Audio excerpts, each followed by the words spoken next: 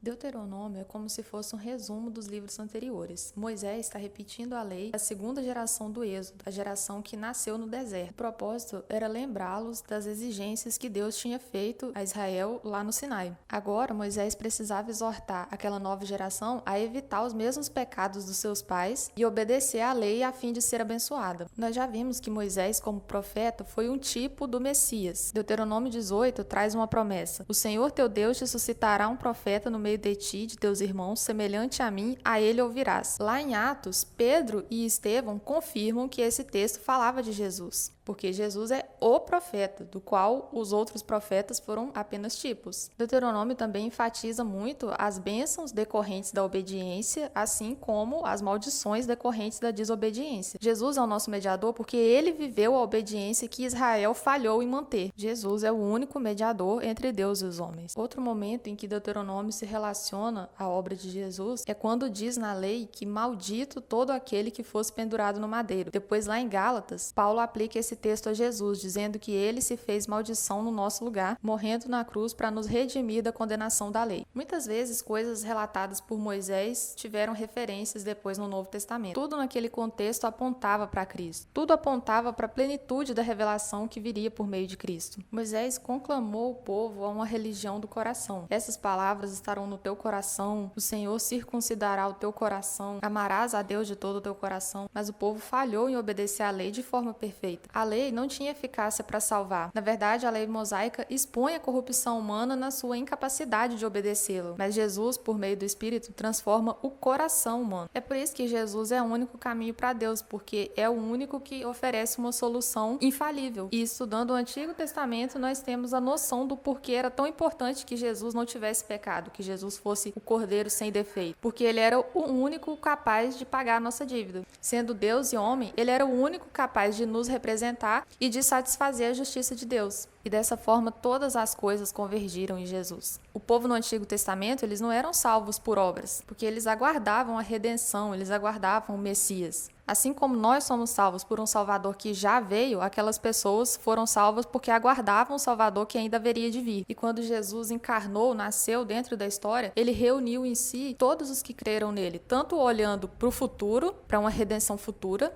quanto aqueles que creram nele como nós, olhando para um evento passado. Por causa de Jesus, a condenação da lei não nos impede mais de herdar as bênçãos da aliança. Estamos reconciliados com Deus. E conforme diz lá em Gálatas, de sorte que já não és escravo, porém filho, e sendo filho, também herdeiro por Deus.